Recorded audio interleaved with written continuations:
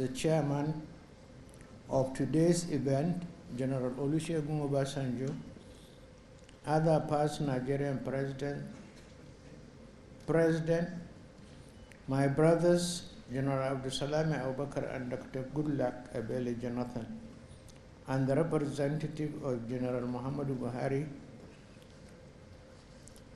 my brother and statesman, Nana Akufo-Addo, immediate past president of the Republic of Ghana, former Nigerian presidents, vice presidents, Alhaji Atiku Abubakar, Alhaji Namadi Sambo, and Professor Yemi Osinbajo,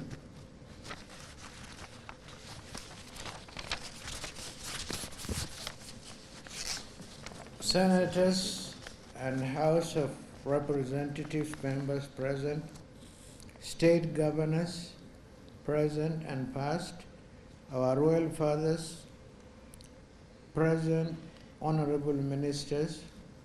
I see many of my military colleagues present here, and such superior officers like General Alani Akinriade, captains of industry here present, my Lord spiritual and temporal, members of the mass media, distinguished ladies and gentlemen. Your presence here today is not just a matter of convenience, but a testament to the significance of this event. I sincerely appreciate you have taken time from your busy schedule to share this moment of memory with us. Your presence is not just invaluable, it is very essence of this gathering, and I am eternally grateful to your gesture. I salute the President, our President and Commander-in-Chief, His Excellency Asiwaju Bola Ahmed Tinubu, for finding time from his onerous assignment to honor us today.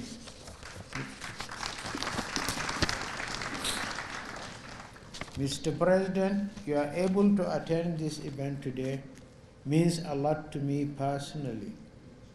As you know only too well, you have my blessings, prayers, and goodwill in your arduous task of moving our country forward. To all our former presidents and heads of state, your enduring impact on our nation and your legacy is not just a testament to your dedication and service, it is a beacon of hope for our future. I am deeply grateful for your contributions and presence in particular.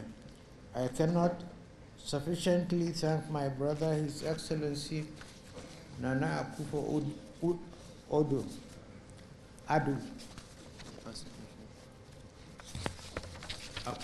the immediate past president of the Republic of Ghana, for giving us the honor of delivering the keynote address. I am compelled to single out for praise very senior bosses and older brothers, General Yakubu Gowon. His incisive forward to the book is admirable and moving. I'm grateful, sir. General Gowon and my other boss, General Olusegun Obasanjo, who gladly agreed to chair this event, have positively impacted my life. I am also immensely grateful to my other boss and mentor, General T.Y. Danjuma. I'm delighted that I could recall General Danjuma's leadership qualities in my book, both during the Civil War and as the Chief of Army Staff. It is fair to say that as Chief of Army Staff, T.Y. set a standard by which succeeding chiefs have been judged. My childhood friend and classmate at BIDA, General Abdulsalami Abubakar, Audu for short, who has always stood by me, belongs to special class, if only because he now readily admits I am his elder brother.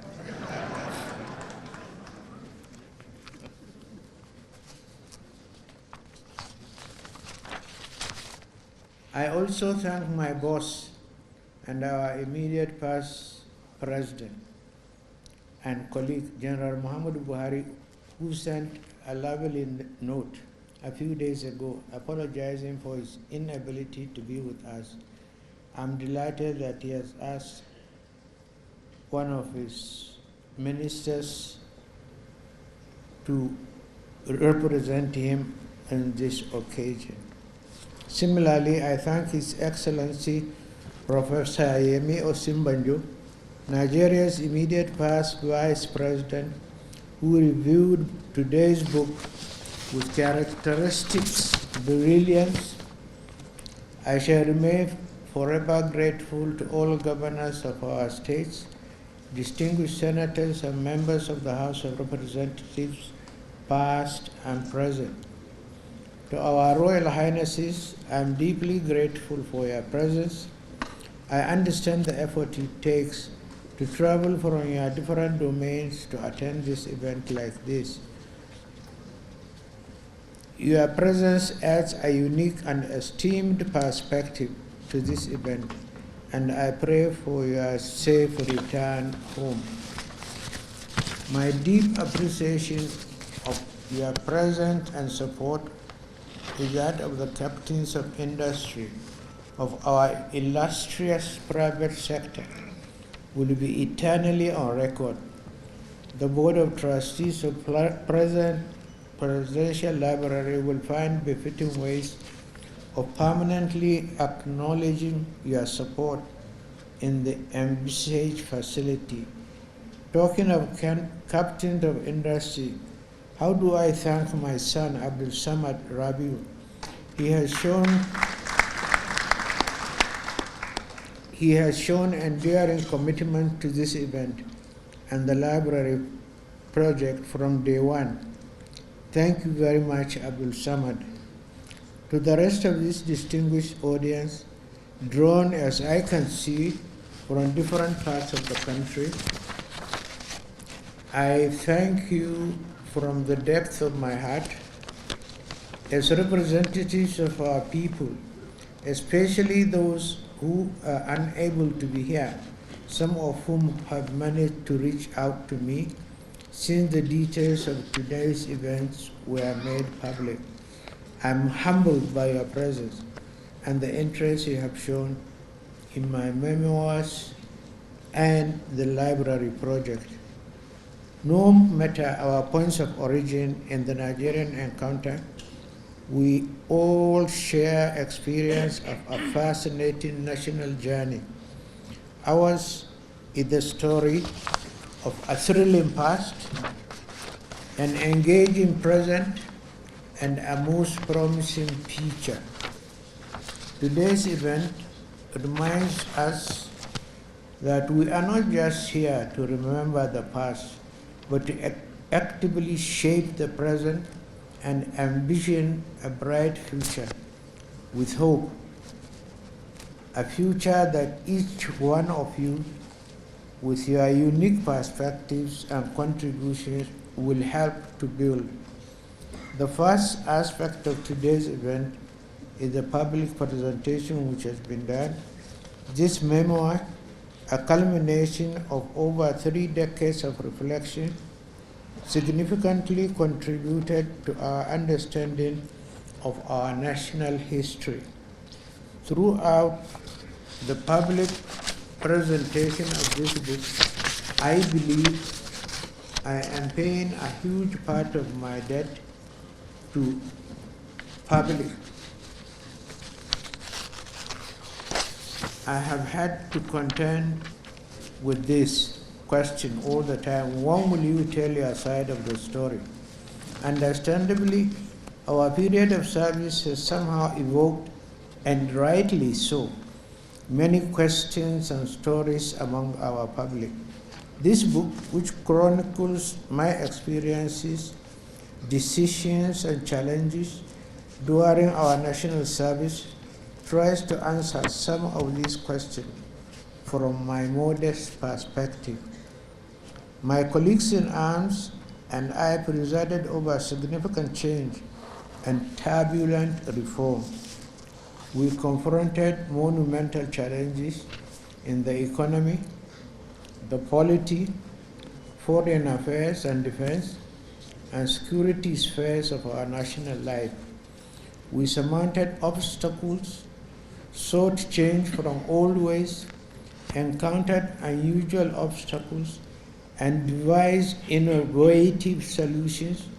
We all thought to leave Nigeria a better place than we found it, often at a great personal sacrifice and in the face of significant challenges. I'm deeply aware of the inconveniences and sacrifices the public endured during this period, and I acknowledge and appreciate their resilience and commitment to progress. Although the reform caused inconveniences to our people, we built lasting national institutions, some of which are still in place today. Undoubtedly, credible, free, and fair elections were held on June 12, 1993. However, the tragic irony of history remains that the administration that devised a near-perfect electoral system and conducted those near-perfect elections could not complete the process. That accident of history is most regrettable. The nation is entitled to expect my impression of regret.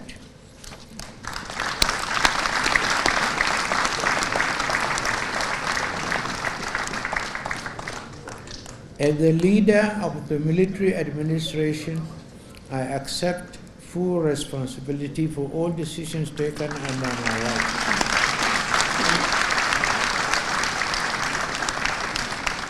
And June 12 happened under my watch.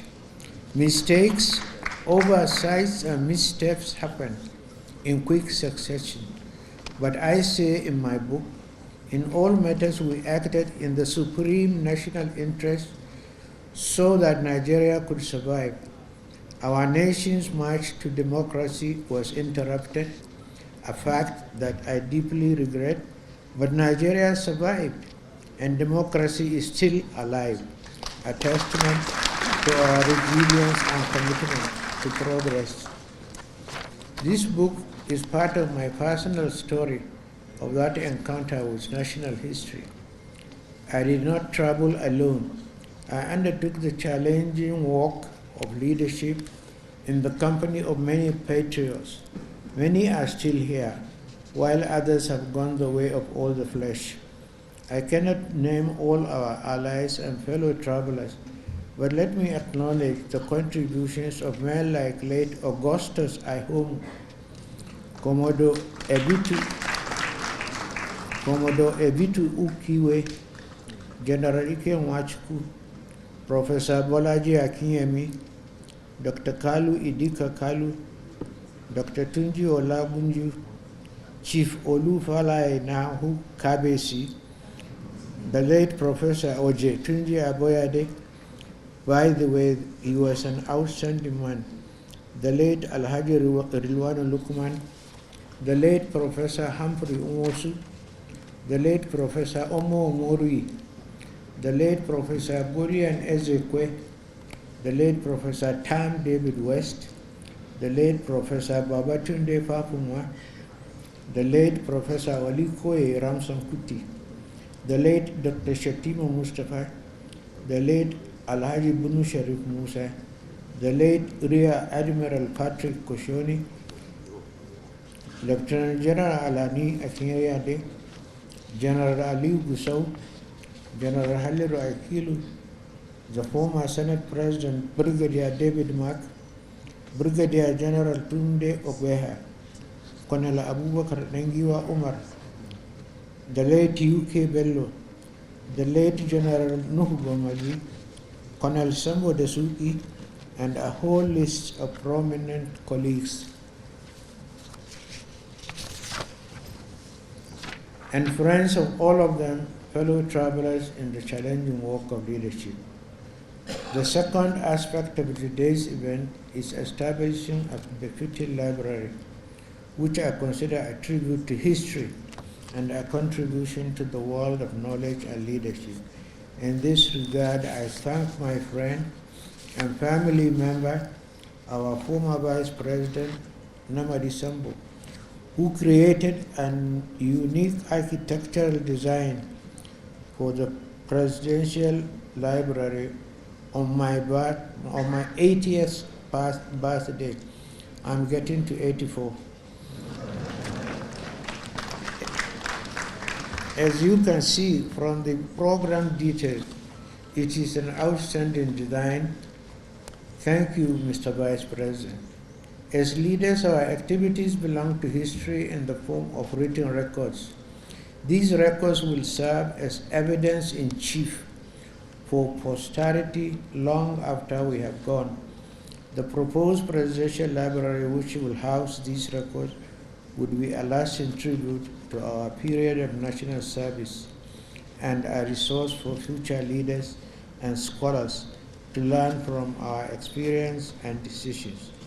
As I understand it, members of the library board have in mind is a library as not a museum where treasured historical documents and books are left to dust. The plan is more of an interactive center for lively exchange among people of different backgrounds and generations. Once again, I sincerely appreciate and ensure your presence at this gathering. Your participation and the conversation following this event will undoubtedly contribute to better Nigeria. I'm grateful for your support and look forward to our shared journey towards brighter future. The task of recovering memory can never be easy.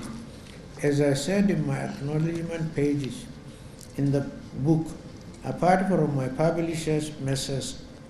Bookcraft, headed by Mr. Bonkole Olayebi, in writing this book, I acquired debts of gratitude to several other persons that deserve mention. Dr. Yemi Ogumbi, otherwise Dr. Activity,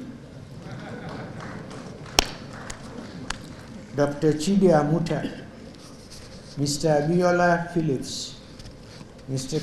Clement Fajimoku, and Mr. Toby Shenoy gave generously of their time, experience, and resourcefulness, not just in the area of research, but also in painstaking editorial work. I thank Mr. Oladimeji Bajela for the book's beautiful design. Yemi Ogumbi's unwavering commitment to ensuring the expert production of the book and his tireless work towards realizing today's event will never be forgotten. Thank you, Dr. Activity. Yemi's effort and those of his colleagues were amply complemented by the commitment of other young friends and colleagues, such as Donald Duke, Rotimi Amechi, and Mr. Francis Ogoro, who made several trips to Mina for consultations in this project. My gratitude to these other friends who assisted in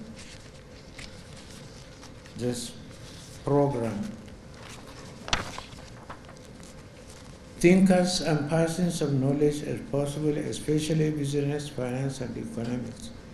I naturally started my consultation with those I had met practical contact with within the years. In this regard, I reached out to Professor Gabriel Olusanya. He impressed me greatly during my tenure at the National Institute of Policy and Strategic Studies. Through him, I expanded the contact of reputable Nigerians to consult on how best to design an appropriate economic reform agenda. In this regard, I contacted Professor Ojetunji Aboyare, Professor Ikenna Nzimiro, Chief Michael Omolaele, Professor Akimabo Gunje, and Dr. Chu Okongu. We could rely on the technocratic expertise and vast bureaucratic experience of men like Olufalaye. Through Ike Nwachukwu, we had been since the military, when he was a military governor of Imo State. I engaged and incorporated Dr. Kalu Idika Kalu, who had done impressive work on the state's economy. Before that, he had worked at the World Bank and served at the Asian desk, where he garnered extensive knowledge on what became the Asian Tigers. In particular, his creative approach to rescuing the economy of Imo State made it possible and positive impression on me.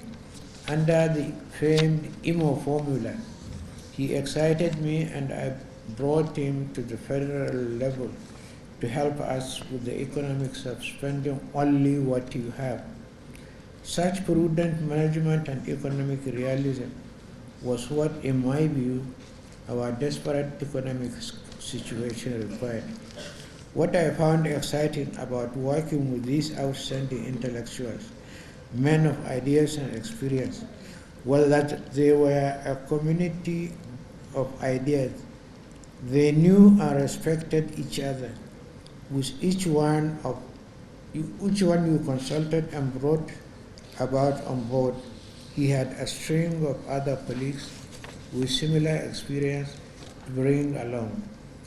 In little or no time, we had a virtual faculty of people with extensive ideas, vast experience, and diverse background. We interacted through series of dialogues and consultations in very enlightening sessions. We became more like a community of friends and colleagues, but we were united by our shared commitment to making Nigeria self-sufficient and workable. We had endless brainstorming sessions on different aspects of national life, especially the economy. I found brainstorming sessions very enlightening and refreshing.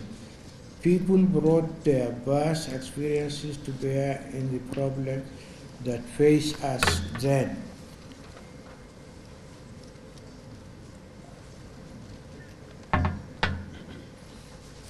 In particular, I recall the insights of Professor Ikenna Nzimiro, who brought a lot of life to our sessions by relating our present problems to his experiences from the past. He would, for instance, ask me jovially, "Mr. President, how old are you?" And I told him one day that I was born in 1941. So he looked at me and laughed and said, "I was an activist in the Zikist National Vanguard when you were born." So, Mr. President, and the Asuwaju of the universe and my elder brother, I want to thank you and thank all my other colleagues for having the time to be here